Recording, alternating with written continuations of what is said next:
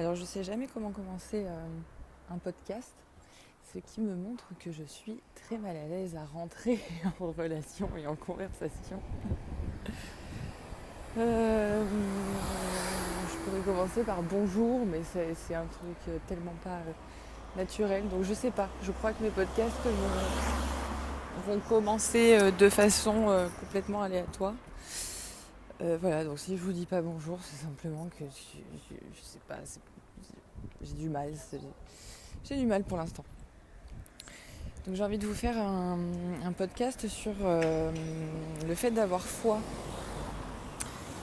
sur trouver l'équilibre entre la partie de Dieu et notre partie à nous qui est à jouer. Parce que en fait c'est toujours du 50-50 et que le créateur a besoin de sa création et que la création a besoin du créateur. Et que c'est indissociable. Et donc j'ai envie de parler du fait de se mettre à l'œuvre. Simplement si vous êtes dans un processus donc, du couple divin, je pense qu'on tombe sur le type de contenu, quand on est quand même plutôt bien avancé, qui est spécifiquement ce qu'il nous faut. Mais c'est vrai que c'est à une certaine étape quand même dans le processus. C'est pas au tout départ, c'est pas l'axe sur lequel il y a besoin de se centrer si les étapes d'avant n'ont pas été acquises. Et donc j'ai compris avec le temps qu'il y avait quand même trois axes principaux de réunion. Le premier c'est le haut et le bas, donc de faire rejoindre en fait le mental avec l'émotionnel. Donc la psyché au corps, donc c'est comprendre ses émotions, les ressentir, etc. Et ça, tant que c'est pas acquis, c'est compliqué d'établir sa relation avec Dieu, puisque la relation qu'on a avec Dieu provient directement de la relation qu'on a avec soi. Et si on est encore très englué dans beaucoup de matériel traumatique, c'est peut-être pas ça à élaborer en premier. Donc voilà, essayez de voir à peu près où est-ce que vous en êtes. Si c'est simplement que vous avez été appelé à ça, que vous savez que vous n'en êtes pas forcément à ce point-là, mais que ça reste de l'apprentissage, etc. En gros, c'est vraiment soyez honnête avec vous-même et où est-ce que vous en êtes véritablement.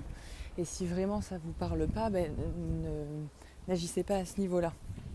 Parce qu'il y a des étapes et que au fur et à mesure des étapes, plus on descend en soi, plus le niveau de compréhension et en fait le niveau de profondeur de compréhension va varier. Et donc quelqu'un qui est sur l'axe du haut et du bas ne va pas forcément comprendre ce qui se joue vraiment en profondeur dans le fait de réunir le dedans avec le dehors. Parce que c'est comme ça, si le départ n'a pas été acquis, c'est tout un processus d'apprentissage. Donc voilà, je voulais juste mettre ça au clair.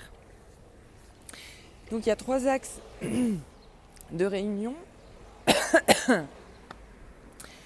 Donc on a le haut et le bas. Le deuxième axe, ça va être la gauche et la droite. Puisque plus je réunis mon mental à mes émotions, donc au corps, plus du coup je permets à mes deux hémisphères de s'équilibrer, donc la gauche et la droite. Et une fois que les deux hémisphères sont plus ou moins équilibrés, puisque ça se superpose un petit peu, c'est les grandes phases de ces trois grands axes qui s'équilibrent de toute façon, mais le premier axe va va avoir un impact sur le deuxième et sur le troisième et ainsi de suite en fait. Donc la gauche et la droite, donc les deux hémisphères plus ou moins équilibrés. Et ensuite, il arrive le moment où c'est le dedans et le dehors. Et donc là, on n'est plus pour cette vidéo, on n'est plus sur cet axe-là, le fait de réunir l'inspiration, l'ordre en fait de Dieu, à la manifestation, à la création, qu'il n'y ait plus de différence entre ce que je suis et la façon dont j'existe. Être au cœur de l'existence, plus de séparation entre ce qu'il y a en moi en profondeur et ce que je manifeste en fait, mes actions. Donc c'est la réunion totale de tout. Mais évidemment, si on est encore séparé en nous, si notre mental est encore très séparé de nos émotions, c'est compliqué. Si notre amygdale cérébrale qui détient tous nos comportements automatiques prend encore beaucoup de place, et du coup c'est compliqué d'être à l'œuvre de Dieu, quoi, tout simplement. Donc voilà. Qu'est-ce que j'ai noté ? Avoir foi, c'est faire confiance à la vie, savoir qu'on est pris en charge et savoir que nous avons les capacités d'accomplir le plan et qu'on peut se faire confiance. Donc c'est en ça en fait le 50-50, c'est je reçois l'inspiration et ensuite ma partie à moi c'est de suivre cette inspiration. Donc c'est ça au final, obéir à Dieu, c'est se soumettre à un ordre donné, mais c'est se soumettre à l'ordre du plan en fait. Il y a un ordre dans le plan. Ce qui m'est proposé, ce qui m'inspire aujourd'hui, c'est évidemment ce qu'il y a de meilleur pour moi à ce jour. Et donc c'est la voie la plus proche du divin, la plus proche du soi, etc. Donc l'inspiration, la recevoir, c'est une chose. Savoir qu'on a cet élan du cœur, c'est une chose. Maintenant, arriver à la manifester concrètement dans la matière et à se rapprocher de ça et à suivre ça, c'est encore autre chose. Et ça, c'est notre 50%. Donc j'ai j'ai pu constater qu'il y avait quand même... alors attendez, parce que je suis en train de traverser. Que de toute façon, dans la vie, il y a deux choix. Soit on fait le choix de prendre la voie du cœur, donc la meilleure chose à faire pour soi, donc de suivre l'ordre et l'inspiration en fait, c'est vraiment cet élan de tiens, c'est par là que j'ai envie d'aller, ça m'inspire, je sais pas pourquoi, ça n'a aucune logique, mais en tout cas c'est là, ça en fait c'est l'ordre. Donc c'est le meilleur choix pour soi, c'est celui qui est au plus proche de l'amour puisqu'il est au plus proche du plan de Dieu. Soit je prends la voie de la peur, et la voie de la peur c'est je suis inspirée, mais je suis dans mon corps je suis tétanisée, c'est-à-dire qu'il y a une résistance, donc c'est-à-dire que je ne place pas, je ne vais pas dans cette action, et donc de cette résistance j'essaye de faire autre chose à côté. Dans les deux cas, je vous rassure, on va dans tous les cas vers la destinée. Dans tous les cas, mais c'est pas la même façon. On n'apprend pas de la même manière en fait. L'enseignement et le dévoilement du soi ne se fait pas de la même façon quand on apprend par la résistance, par la peur, et quand on se confronte en fait à nos peurs par le choix du cœur, par le choix de l'inspiration. Donc dans le choix du cœur, on se confronte par l'action d'amour, et donc on se confronte à tout ce qui nous empêche de se réaliser. Admettons, je vais vous prendre mon exemple, ça fait belle lurette que j'ai des inspirations de faire des vidéos et des podcasts, etc. Et donc quand je prends action là-dedans et qu'il y a résistance, je suis confrontée à ça, confrontée à ce qu'il y a en moi, et qui n'est pas équivalent au degré d'amour qui m'est proposé d'expérimenter et de manifester. Je vois en fait quand je me mets en action dans le plan du cœur, toutes les résistances qui sont présentes dans le corps, parce que finalement l'action elle se passe dans le corps. Donc c'est pas vraiment séparer le dedans et le dehors, c'est que dans notre corps il y a encore des peurs, des émotions, de l'ombre, tout ça, qui fait qu'on se contient, qu'il y a une répression en fait, une répression de l'action. Donc le choix de peur, on se confronte par l'action de peur à tout ce qu'on n'est pas destiné à réaliser. Qu'est-ce que ça veut dire ? Ça veut dire que par exemple, j'ai l'inspiration. Bon, je me dis que je ne vais pas faire ça parce que j'ai pas confiance. Ou que je n'ai pas encore compris comment ça fonctionnait. Parce que souvent, c'est ça. Une fois qu'on comprend comment ça fonctionne, on ne résiste plus parce qu'on sait. Donc, qu'est-ce que je vais faire ? J'ai cette inspiration-là. j'ai encore un peu peur, machin, tout ça. Je me dis qu'il y a peut-être une autre voie et donc je prends une autre direction et je fais un autre choix. Et l'autre choix que je fais, ce choix de peur, qui est donc la ligne de temps calculée sur la peur, eh bien je vais aller rencontrer à l'extérieur de moi des situations et des personnes qui vont du coup être la manifestation de ce qui m'empêche d'aller vers le plan divin. Donc par exemple, si j'ai une inspiration, alors dans mon cas, de faire des vidéos ou des podcasts ou machin, de créer, en tout cas de partager ça, ça me demande d'être entendu. Dans le cas d'une vidéo, ça me demande d'être vu et j'y suis pas encore. Mais donc par exemple, ça me demande d'être entendu. Ok, de quoi j'ai peur ? J'ai peur d'être entendu, j'ai peur d'être jugé, j'ai peur, j'ai peur de me tromper, j'ai peur de machin, j'ai peur de ci, de ça. Ok, très bien. Donc il y a une notion de silence, il y a une répression au niveau de la parole, tout ça. Donc qu'est-ce qui va se passer ? Si je fais le choix d'une autre ligne de temps, je vais me retrouver dans peut-être une activité ou dans une situation relationnelle où on va me demander de me taire. Et le fait qu'on vienne alimenter cette répression, ce silence-là, que je sois confrontée à devoir me taire, va à un moment donné faire péter le truc, va à un moment donné, l'augmentation de la souffrance va à un moment donné exploser, jusqu'au moment où par cette expérience, j'en arrive à me dire, non mais en fait, j'ai le droit de parler, j'ai le droit de m'exprimer. Mais ça, en fait, ce droit-là, il était déjà là. Il était déjà proposé d'exprimer l'inspiration de faire des podcasts, c'est ça. Ce qui empêche de le faire, c'est cette répression. Donc, quand je ne suis pas le plan du cœur, que je ne me mets pas en fait au service de ce qu'il y a de meilleur et de plus juste, et bien du coup, je vais expérimenter ailleurs ce qui n'est pas le meilleur et ce qui n'est pas le plus juste pour m'obliger à dévoiler ça, à développer ce truc, à comprendre que en fait j'ai le droit de m'exprimer. Donc c'est soit on apprend par l'amour, mais c'est le choix le plus difficile parce que du coup c'est super challengeant d'aller voir en soi et de se dire de quoi j'ai peur, il y a ça, il y a ça, il y a ça, de vivre les émotions, d'aller les chercher directement par l'action du cœur. C'est super, c'est stressant. Donc c'est challengeant, mais en même temps c'est la meilleure voie. Et ensuite il y a le choix de la peur qui va être en fait souffrant. Il va être plus simple parce que moins challengeant, parce qu'il y a moins de stress qui m'est donné à ressentir. Quand je fais le choix de la peur, je stresse moins. Parce que c'est pas nouveau, parce que c'est quelque chose que je connais en moi. Mais du coup, le fait de vivre cette peur-là dans mon quotidien, ça va être souffrant. C'est souffrant. Cette répression va devenir souffrante. Et ça, je l'applique à la parole, mais en fait, c'est avec tout. C'est vraiment avec tout. Là, je dis d'être vu, d'être entendu, mais ça peut être tout. Voilà.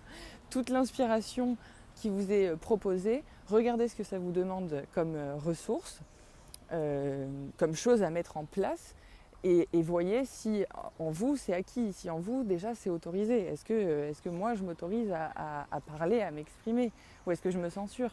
Et effectivement, si on se censure, parler ça va être compliqué. Qu'est-ce que ça me demande ? Ça me demande de bouger, d'être en mouvement. Mais quelle est ma relation avec, avec le mouvement ? Parce que le mouvement, c'est la vie, c'est le fait de prendre place dans son corps. Est-ce qu'on m'a appris à prendre ma place au sein de ma famille, dans mon enfance, etc. Et quelles conséquences ça avait le mouvement quand j'étais enfant ? Est-ce qu'on me disait tout le temps d'arrêter de bouger, d'aller dans ma chambre, de ne pas sortir, de pas nanani, nanana, etc. Donc ma relation avec ce qui m'est proposé en fait d'expérimenter, ce qui est généralement l'opposé de ce qu'on a vécu dans notre enfance. Donc ça c'est nickel. Ce qui nous est proposé de réaliser, c'est l'amour et c'est ce qu'il y a de plus vrai et de plus juste.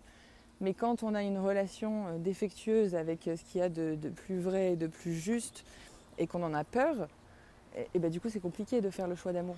Parce que tout notre système intérieur se met en alerte de hop hop hop, mais pas du tout. On va certainement pas bouger, s'exprimer, être vu, prendre notre place, je sais pas moi, ça peut être plein de choses. Donc voilà, il y a c'est une dose de stress à prendre en charge, à confronter petit à petit. Et de toute façon, si on ne le fait pas dans l'amour de cette façon-là, on le fera dans la vie d'une autre manière, par la peur. Donc, en fait, il n'y a pas vraiment de bon ou de mauvais choix, il y a juste des choix qui vont être plus efficaces, plus efficients, plus meilleurs en fait, meilleurs pour soi, et d'autres qui vont être plus longs parce que vivre les choses par la souffrance, ça augmente le matériel traumatique, et du coup faut guérir par-dessus.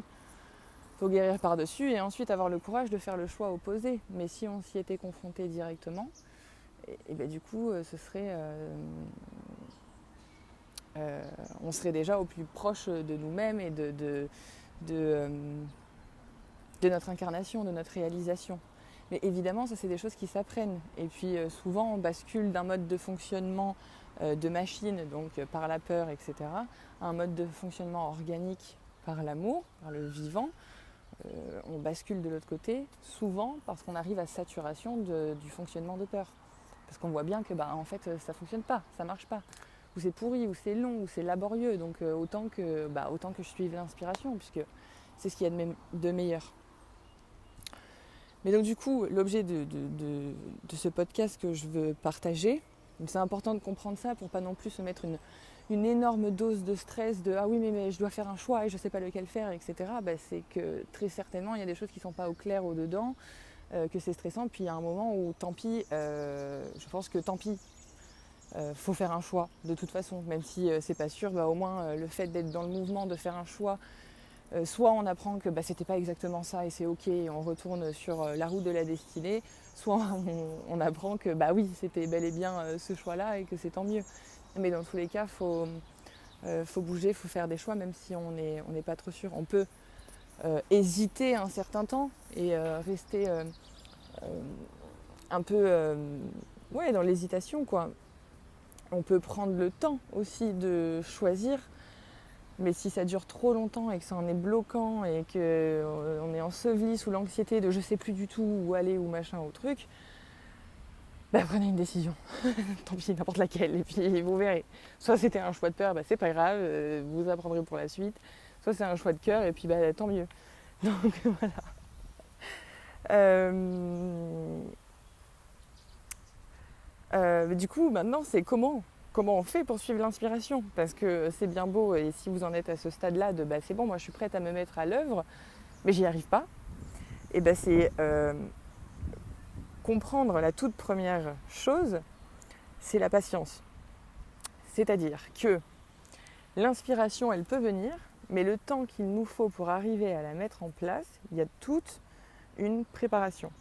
C'est un peu comme si tu prends une graine de poivron qui est faite pour faire des poivrons, qui sait qu'elle est faite pour faire des poivrons. Tu vas pas arriver sur la graine et lui hurler dessus parce qu'elle ne fait pas des poivrons alors qu'elle est encore en état de graine. C'est ça que... ça fonctionne pas, ça ne sert à rien, on est d'accord. Donc l'inspiration arrive, ce qui est la graine en fait.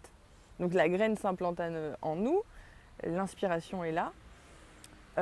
Et maintenant il va falloir que je fasse le nécessaire pour me rapprocher, pour donner ce dont la graine a besoin pour pouvoir évoluer, pour pouvoir s'expanser, pour pouvoir grandir, pousser, etc. Et pour arriver au bout du compte à fournir des fruits, enfin des légumes du coup, des poivrons.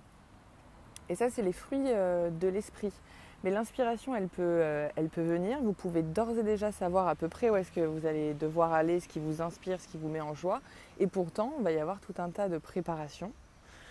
Tout un temps de préparation vous permettant en fait d'expulser ce qui vous réduit, ce qui vous empêche de vous expanser, de grandir, d'expulser ça pour ensuite prendre de plus en plus de place. Et une fois que la place elle est prise et qu'elle est suffisamment prise et suffisamment solide, là on bascule dans l'œuvre. Là on arrive à suivre l'inspiration. Mais il y a tout un temps de préparation. Ça par exemple dans mon cas, ça s'est caractérisé par une centaine de podcasts enregistrés que je n'ai jamais publiés. Mais le fait de m'y confronter comme ça petit à petit, parce que de toute façon c'était ça, c'était l'inspiration, c'était là, je ne pouvais pas aller exactement au bout parce que c'était beaucoup trop stressant pour moi à ce moment-là. Mais graduellement, je m'y suis confrontée. Et donc à chaque fois que je m'y suis confrontée, à chaque fois que je me suis confrontée à cette résistance de je n'arrive pas à le poster, je n'arrive pas à aller au bout du truc, à chaque fois j'ai pu un peu plus voir qu'est-ce qui m'empêche d'aller au bout de la chose, qu'est-ce que je crois, où est-ce que je ne suis pas encore assez à l'aise, où est-ce que je stresse, de quoi j'ai peur. Et ces peurs-là, je les prends en charge. Qu'est-ce qui risque de se produire? C'est quoi le risque? Et bien très bien, je prends ce risque en charge maintenant, puisque dès l'instant où je suis présente aux émotions désagréables, à ce qui se passe en moi de désagréable, et l'émotion se diffuse. Puisque les émotions désagréables, haine de soi, dégoût, c'est surtout tourné vers soi. Hein. La haine, le dégoût, le peur d'être moqué, d'être ridicule, voilà, tout ça. Si je le prends en charge et que je me place dedans, ça a déjà beaucoup moins d'impact. Et si en plus j'arrive à l'expulser et à comprendre où est-ce que ça a pris sa source, là ça n'en a plus du tout de l'impact. Une fois que je libère de mon corps, du coup, puisque la manifestation c'est dans le corps, une fois que je libère dans mon corps les émotions à charge négative, je libère de l'espace. Et à chaque fois que je libère de l'espace, je m'ancre encore plus dans le corps. Et donc du coup, le soi qui était tout réprimé, tout petit, à peine incarné dans le corps, prend de plus en plus de place. Et plus ça prend de la place, plus j'ai confiance. Plus j'ai confiance, plus je suis solide. Et plus je suis solide, plus j'ai confiance aussi au plan, plus j'ai confiance en mes aspirations, à ce qui m'est proposé d'expérimenter et de réaliser. Et puis plus j'ai confiance en ça, plus en fait résister à ça, ça n'a plus de sens. Donc c'est-à-dire que la dose d'amour ancrée, elle est beaucoup plus, la dose d'amour ancrée et la dose de confiance, elle est beaucoup plus élevée, et donc du coup la dose de stress et le niveau de confiance en fait est presque équivalent. Et une fois que c'est presque équivalent, là on bascule de l'autre côté. Mais c'est quelque chose qui se prépare, qui se fait petit à petit. Donc si là par exemple vous êtes dans ce truc où vous savez à peu près par où vous allez devoir passer, mais que vous prenez à peine connaissance de vos émotions, forcément que ça va prendre du temps. Ça va prendre vraiment un certain temps. Et puis on ne peut pas en fait élaborer. En fait, ça aussi c'est une compréhension que j'ai pu avoir. C'est tu guéris pas ce que tu veux, tu guéris ce que tu peux prendre en charge au jour le jour. Et donc si tu ne peux pas manifester quelque chose, c'est que tu as quelque chose à prendre en charge aujourd'hui. Et demain, ce sera autre chose, et encore autre chose. Mais plus tu prends en charge, plus tu prends de la place en toi. Et ça prend du temps. Donc vraiment, comment on fait? Déjà, pour suivre l'inspiration, on intègre cette notion de patience avec soi, de bienveillance, et aussi comprendre que la peur, c'est une décharge de stress. C'est une décharge de stress qui nous indique que là, il y a un trop grand danger. Alors soit ça peut être un danger physique, mais ça peut être aussi un danger psychique. Ça peut être dangereux pour notre intégrité, pour notre survie psychique. Là par exemple, à mon heure, en tout cas là où j'en suis, si quelqu'un vient et dit quelque chose de négatif sur ce que je peux publier, etc., j'ai suffisamment confiance pour savoir que sa perception c'est la sienne, et il y a suffisamment de confiance et d'amour pour moi-même pour ne pas souffrir du jugement de l'autre. Et de toute façon, si ce n'était pas le cas, j'aurais jamais fait, je ne les posterai jamais en fait, les podcasts. Donc c'est bon, le niveau de confiance et de solidité intérieure est suffisant pour pouvoir affronter finalement tout ce qui fait peur, tout ce qui faisait peur, tout ce qui a été vécu dans l'enfance est pris comme vrai alors que c'est de la merde et que c'est du faux. Et ça, tant qu'on n'a pas cette solidité, à savoir que peu importe ce qui se présentera, je saurai le prendre en charge parce que je comprends ma valeur, parce que je comprends ma confiance, parce que j'ai un amour suffisant pour moi, tant que ça, c'est pas suffisamment développé, on ne pourra pas passer de l'autre côté. Parce que c'est trop dangereux pour notre psyché, pour notre intégrité, pour notre survie, pour notre corps, pour tout. Donc la peur, c'est pas un ennemi ou quoi, ou quelque chose à dépasser absolument, parce que si tu dépasses des peurs trop vite, le stress est trop grand et tu ne peux pas le prendre en charge, donc ça sert à rien. J'ai publié par exemple des vidéos que j'ai remis en privé, parce que je les ai publiées, puis poup, j'ai fermé le truc et je suis partie faire ma vie ailleurs. Non, ça n'est jamais arrivé. Et quand je me suis remis dessus sur la chaîne et que j'ai vu ça, le stress que j'ai ressenti, j'ai enlevé en fait. C'était beaucoup trop de stress. Donc je les ai mises en privé. Et comme il y a plein de vidéos que j'ai tournées ou de podcasts que j'ai enregistrés que j'ai jamais publiés et que je ne publierai certainement jamais. Et c'est complètement ok, ça a fait partie de la préparation.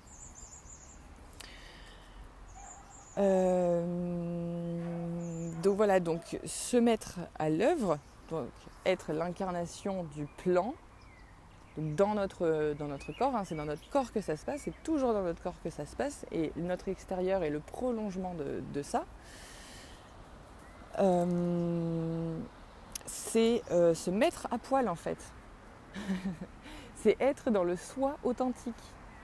C'est le soi authentique, voilà, c'est tout ce que je suis, mais pas ce que je fais semblant d'être, parce que ça du coup c'est de la protection. Si je fais semblant d'être quelque chose, on ne peut pas véritablement blesser ce semblant, puisque de toute manière c'est pas profondément moi. Donc c'est d'ailleurs pour ça qu'il y a ces masques et tout. Puisque si on vient blesser le masque, on s'en fout, c'est pas la peau qui est en dessous. Et donc, salut. Ok.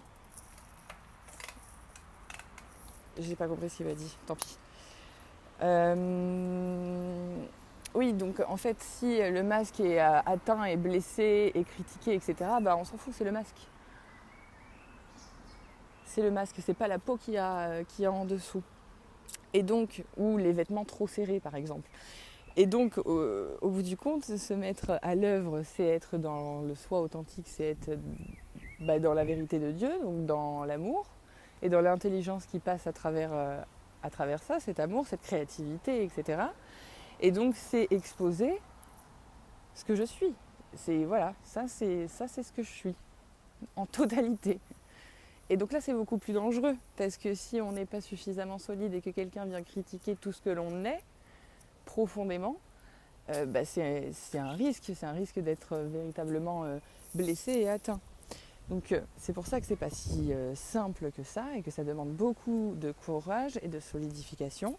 C'est vraiment à l'image d'Adam et Ève, c'est être dans le soi authentique, donc complètement à poil, sans vêtements trop serrés, sans masque et à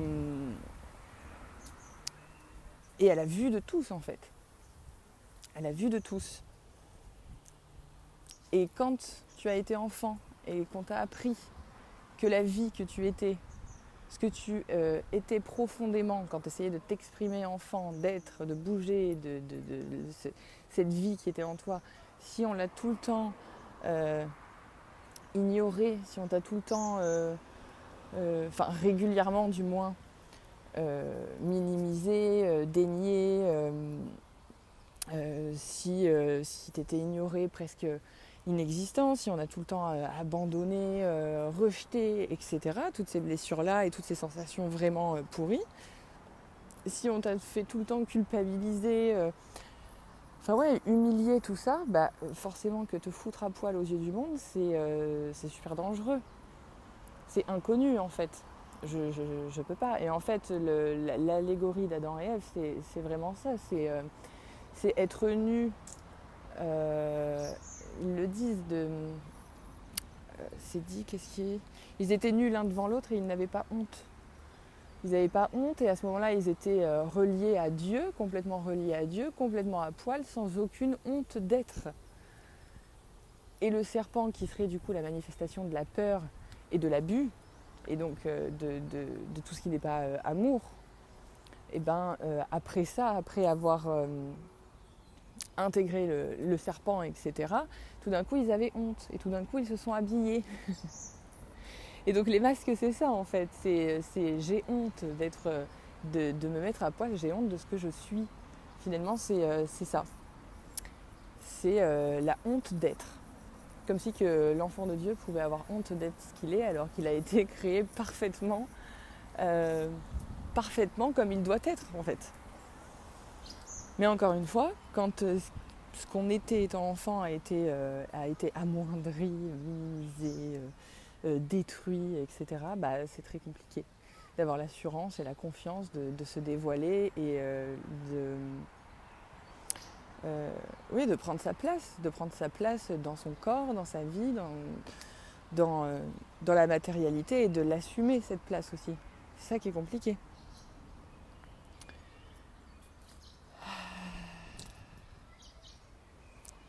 Donc au bout du compte, comment on fait ? Déjà, on essaye de voir dans son enfance à quel moment est-ce qu'on a appris qu'on devait avoir honte de ce que nous étions profondément. Et puis surtout, si vous avez envie de suivre l'inspiration, à chaque fois qu'elle se présente, et ça vous est propre, hein, vous savez, tiens, je suis inspirée à aller là-bas, ok, donc ça me demande de la confiance en la vie, en Dieu, et ça me demande un minimum de confiance en moi. Donc je suis l'inspiration, peu importe ce qui se passe derrière, je me fais suffisamment confiance pour savoir rebondir, peu importe ce qu'il se passe. Mais si la confiance elle n'est pas là, du coup il faut se poser la question. C'est un peu comme si qu'entre le dedans, l'inspiration que tu as en toi et le fait d'agir, la manifestation, c'est comme si qu'entre l'action et le fond de toi, il y avait une espèce de sac de merde, une espèce de poche de merde. Et donc à chaque fois que tu prends action, que tu rejoins en fait la profondeur, donc l'inspiration avec le corps, l'action, le fait de te mettre en action, c'est comme si que tu appuyais sur cette poche de merde. Donc en fait, c'est comme si que tu appuyais sur l'ombre, les différentes émotions, etc. Et donc, lorsque tu te mets en action, il y a de fortes chances pour qu'à un moment donné, tu t'arrêtes. Et donc, c'est quand il y a résistance, quand tu es dans cet élan d'action et que tout d'un coup, tu figes sur place, c'est pile poil là où tu as besoin de t'arrêter pour regarder qu'est-ce qui se passe en moi. Là, j'y vais et je me stoppe. Donc, c'est qu'il y a une émotion, c'est que je suis au plus proche du sac de merde sur lequel je dois appuyer. C'est un peu horrible comme métaphore, mais c'est à peu près ça, quoi. Sur lequel je dois appuyer. Et appuyer, c'est descendre en moi, c'est qu'est-ce que je ressens là. Là, c'est quoi ? De quoi j'ai peur ? Pourquoi je m'arrête ici ? Je sais pas, ça peut être... imaginons qu'on se moque de moi. Ok, très bien. Donc, qu'est-ce que ça me ferait ressentir qu'on se moque de moi ? J'aurais honte, je me sentirais humiliée, etc. Ok, je me mets dedans. Je me mets dans la honte. Je me mets dans l'humiliation. Et on peut aller plus loin. Où est-ce que j'ai appris ça ? À avoir honte, etc. Parfois, on trouve la réponse, parfois, on ne la trouve pas, mais c'est pas grave. L'important, c'est de vraiment vivre l'émotion et de l'expulser. Bon, je l'expulse. Hop, et après l'expulsion, après avoir vécu l'émotion, je m'y remets. J'y retourne. Et quand je retourne dans cette action, dans cette inspiration, et que j'ai de nouveau un stop, c'est pareil, je m'arrête ici. Ça sert à rien de forcer, parce que du coup, ça va déclencher un stress énorme, un gros bordel. Et puis, c'est mieux en fait de comprendre qu'il y a une temporalité et que dès qu'il y a résistance, c'est pas pour nous faire chier, c'est que c'est comme ça et que c'est à prendre en charge maintenant. Et ça s'applique à suivre le plan. Donc là, je vous parle plutôt de l'œuvre, de ce qu'il y a à réaliser, ce qu'on pourrait appeler la mission de vie, etc. Machin. Mais ça vaut pour tout. Ça vaut pour tout. Quand on a envie d'écrire à quelqu'un et que ce qu'on a à dire, c'est profond, que c'est authentique et qu'on n'y arrive pas parce qu'il y a des peurs, etc. et que communiquer, c'est difficile, c'est pareil.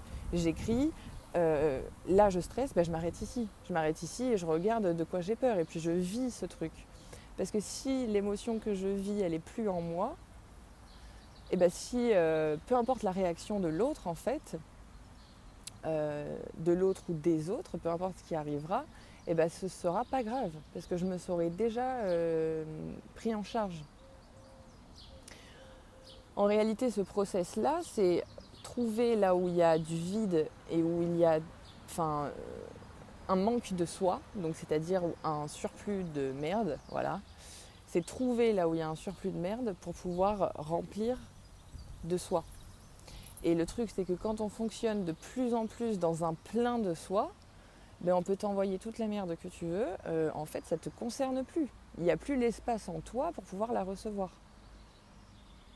Tu vois, donc tu ne peux plus être atteint. t'es protégé. Il y a comme une espèce de plein de soi, de rayonnance qui fait que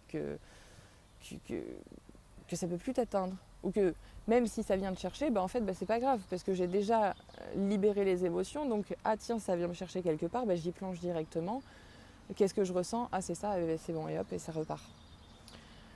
Donc voilà, si vous avez une inspiration quelconque, si vous savez que c'est par là, que c'est ça que vous avez à faire, et que vous avez peur, et plus on avance, plus qu'on est donné de faire et challengeant et vient chercher très loin en nous, dans nos ressources, c'est normal, c'est parce qu'on en a la capacité, mais que vous restez figé sur place, souvenez-vous que le fait d'être figé, c'est exactement à cet endroit qu'il y a la réponse de ce qui vous bloque. Et une fois que vous prenez en charge, je vous assure, c'est magique, une fois que vous prenez en charge ça, que vous le faites, que vous prenez action dans la direction et que vous libérez le surplus et que vous prenez de plus en plus votre place, même si ça vous prend 2 heures à le faire, je vous assure que vous allez arriver au bout, à la manifestation. Et une fois que tu arrives au bout, tu as cette satisfaction, tu as cette joie, tu as cette fierté. Et puis surtout, chaque chose qui est placée, chaque action qui est placée, en fait, une fois que ça a bougé en soi et que c'est imprégné, c'est-à-dire une fois qu'on a pris notre place dans notre corps et qu'on la prend de plus en plus dans la vie globalement, c'est quelque chose qui est irréversible. C'est un acquis, ça bouge plus. Ça bouge plus, c'est notre nouvel état d'être. Et de fonctionner dans un plein de soi et dans cette solidité, c'est la récompense, en fait, c'est vraiment ça. C'est la récompense après tout ce labeur, après toutes ces expulsions, toutes ces questions de rechercher du matériel traumatique et de ci et de ça et de se casser le crâne, etc. C'est la récompense, quoi. Parce que c'est solide, parce que c'est confiant, parce qu'on se sent bien, puisque la paix est présente, malgré les turbulences, c'est là, et parce qu'on peut avancer, et que plus on avance dans l'amour, plus ça devient notre norme, et en fait, il n'y a presque plus de résistance, parce qu'il n'y a presque plus rien à décharger. Et puis du coup, derrière, on peut prendre en charge d'autres mémoires, d'autres trucs, etc. Mais bon, ça fera l'objet d'autres podcasts. Donc j'espère que j'ai été claire, je pense que j'ai été un petit peu répétitive. Voilà, parce que je prépare pas trop à l'avance. Parce que j'ai l'impression que ça me coupe du flow. Et en fait, surtout que je ne sais pas faire encore. Je ne sais pas structurer complètement les thématiques, tout ce que j'ai envie d'exprimer, etc. Donc je vais apprendre à le faire au fur et à mesure. Donc voilà, j'espère que ça vous aura inspiré, appris, et de toute façon, ne prenez pas ce que je dis pour vérité, pour la simple et bonne raison que si vous n'avez pas expérimenté, vous ne pouvez pas savoir si c'est vrai. Donc c'est à vérifier par soi-même, juste essayez et voyez par vous-même si ça marche. Et surtout, je ne sais pas où est-ce que vous en êtes en fait, et ça vous appartient vraiment, c'est que c'est des choses qui s'apprennent petit à petit. C'est vraiment un jour après l'autre, une émotion après l'autre, une résistance après l'autre en fait, un ancrage après l'autre. C'est vraiment petit à petit, un jour après l'autre, et ça se solidifie, et un beau jour, et ça y est, c'est le moment. Voilà. C'est presque du jour au lendemain, c'était la dernière résistance, et paf, là ça s'ouvre. Mais c'est pas parce que vous dites ouais, mais j'en suis encore très très loin que vous n'y arriverez jamais. Et une phrase que j'aime bien me répéter dans ce processus-là, que j'aimais bien me répéter, maintenant c'est bon, c'est acquis, c'est intégré, c'est que ça prendra toujours plus de temps que ce que je veux, mais moins de temps que ce que je pense.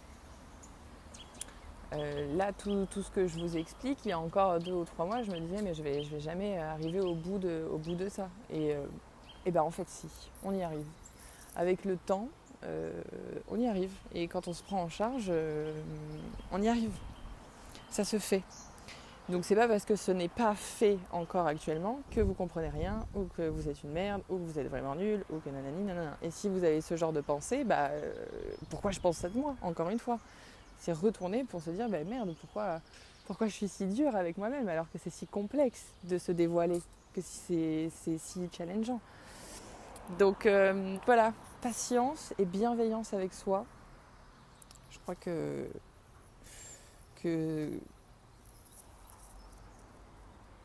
c'est la meilleure chose à intégrer durant ce processus-là, c'est ça. C'est vraiment intégrer la patience et surtout la bienveillance avec soi. Et la bientraitance. Donc attention à ce que vous soliloquez vis-à-vis de vous-même. Voilà, je vous fais plein de bisous et vous souhaite énormément de courage parce que ça en demande une tonne. Et c'est rigolo parce que du coup, là, je m'apprête à le poster et, et je comptais le faire directement après, sauf que non, j'ai vadrouillé par-ci, par-là, j'ai fumé des cigarettes. Voilà, je me suis un petit peu éparpillée jusqu'au moment de devoir le poster et en fait, encore une fois, confrontée à une résistance de oula, ça fait beaucoup. J'en ai déjà posté un hier, ça fait beaucoup quoi. Donc encore une fois, confrontée à une résistance, je vais quand même le faire, je vais quand même le poster, mais en fait, là quand je l'ai fait, le fait de parler, ça allait, et maintenant que je dois l'exposer, et ben c'est un stress supplémentaire. Donc ça continue, hein, les résistances sont toujours là, mais juste c'est pour vous montrer que peut-être que sur le podcast, j'ai visiblement l'air d'être à l'aise, que j'ai pas réécouté entièrement parce que je sais que si je le réécoute là, c'est mort. Je vais jamais le poster puisque je vais me juger de tous les côtés. Donc je vais pas le faire. Et voilà, et c'est ça, en fait, se mettre à l'œuvre malgré notre désagréable, etc. Je sais que là, si je veux avancer, il faut que je passe par là. Mais ça continue, ce stress, cette vulnérabilité, cette fragilité, je suis encore confrontée à ça. Donc voilà. C'est un peu une preuve qu'on ne peut pas se comparer et se fier à ce que l'on voit ou à ce que l'on entend sur les réseaux sociaux. Dans le sens où je pense que quand je tourne un podcast, même sur ma voix, tout ça, il y a une espèce de voile de personnage qui n'est pas pleinement authentique en fait, qui n'est pas pleinement vrai. Mais peut-être que ça fera l'objet d'un autre podcast, mais du coup ce serait parler d'un sujet encore plus profond, plus personnel. Et c'est pas pour de suite. Mais voilà, on peut pas finalement se comparer à elle a l'air d'avoir confiance, etc. Alors que oui, peut-être que j'ai l'air, mais dans le fond, c'est pas encore établi, c'est pas encore complètement solide. Il y a encore une fragilité intérieure qui est là et qui s'exprime encore. Donc voilà, et je crois que j'attendais ça avant de faire des podcasts. Je me disais, le jour où vraiment, vraiment, là, il y aura plus de fragilité et machin, et là, je le ferai. Mais en fait, non, ça continue. Ça continue encore et encore. Et c'est pas grave, ça fait partie du truc. Mais voilà, j'avais envie de rajouter ça en plus, quoi. Déjà, quand on se met dans le plan, c'est toujours pas parfaitement solide et il y a encore plein de mini-couches qui ne sont accessibles que quand on le fait, en fait, finalement, que quand on se met à l'œuvre. Et de plus, qu'on peut vraiment pas se comparer et se dire « Ah, mais la personne, elle a l'air d'avoir confiance, et moi, j'en suis pas du tout à ce stade. » Mais en fait, ça peut être véritable, la personne peut vraiment avoir confiance, mais ça peut être aussi des masques, puisque c'est très facile de s'exposer, mais avec nos masques. Du coup, comme je vous ai expliqué dans le podcast, dans ce que j'ai enregistré juste avant, si c'est le masque qui est critiqué, c'est moins grave que si c'est le soi authentique. Et du coup, en écoutant vite fait, je me suis dit « Ah, mais j'étais complètement dans le masque. » Donc voilà. Un petit truc en plus à rajouter. Je sais pas si ça va vous servir, mais ça me paraissait important de le préciser.